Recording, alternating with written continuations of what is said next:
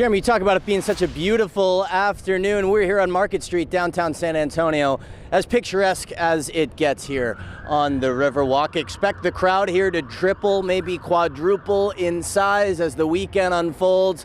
Obviously, the Final Four. Today is when most folks, most coaches, media members all started to roll into town. There were practices at the Alamo Dome earlier this afternoon. The semifinal games obviously tip off 2 nights from tonight.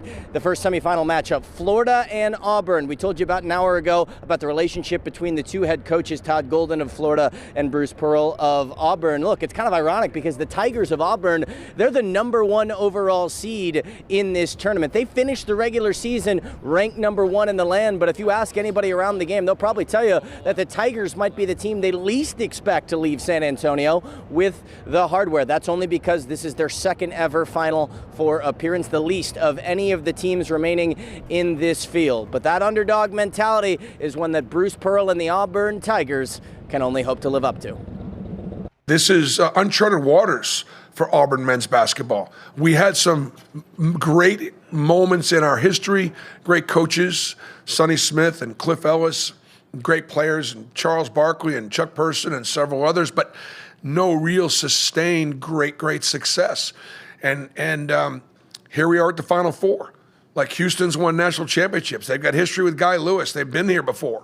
You know, Duke's, that story's been over and over again, right? And Billy Donovan took Florida here, won a couple national championships, so Florida's got more history.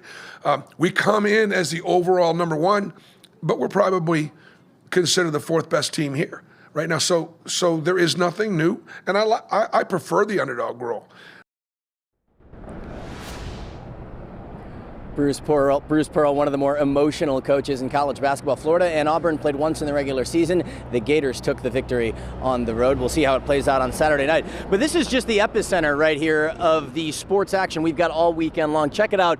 Down the hall right here, down the street is there it is. What's up, fellas? You guys from San Antonio? No, coming in from out of town. Absolutely. That's what most people here are. I was walking up this street, up Market, earlier this afternoon. The amount of college basketball coaches that I just recognized from TV screens all over the country. I saw coaches from Oklahoma, Wisconsin, Mark Few from Gonzaga, one of the best coaches in college basketball. We were walking shoulder and shoulder up the street. And just moments ago, I saw the head coach from Rutgers as well, too. If you are a college basketball fan or just fan of the game in general, and you come to downtown San Antonio this weekend with a ticket or not, odds are you're bound to run into a big-name college basketball coach. Right across the corner here, you see the site for the Nissan Tip-Off Tailgate. That's going to be going on starting tomorrow all the way through Monday. The Convention Center down at the end, that's where the Fan Fest is going on. Tomorrow is when the zoo really is going to start to pick up. You're going to see a bunch of fans start to descend here on San Antonio. But this afternoon and tonight, we've still got a good crowd here awaiting. I'll be back in studio tonight, 10 p.m. We're going to talk a little bit San Antonio Spurs, getting the win last night on the road in Denver. Plus, day 1 of the Valero Texas Open. We were out on the greens earlier this afternoon. Get a look at Jordan Spieth, Ricky Fowler, and all the rest of your favorites from the VTO. This is where it's at this weekend. Beautiful afternoon, beautiful weather. It's going to get a little rainy here this weekend, but this is where you want to be if you're a fan of college basketball. We see you back in the house tonight, 10 p.m.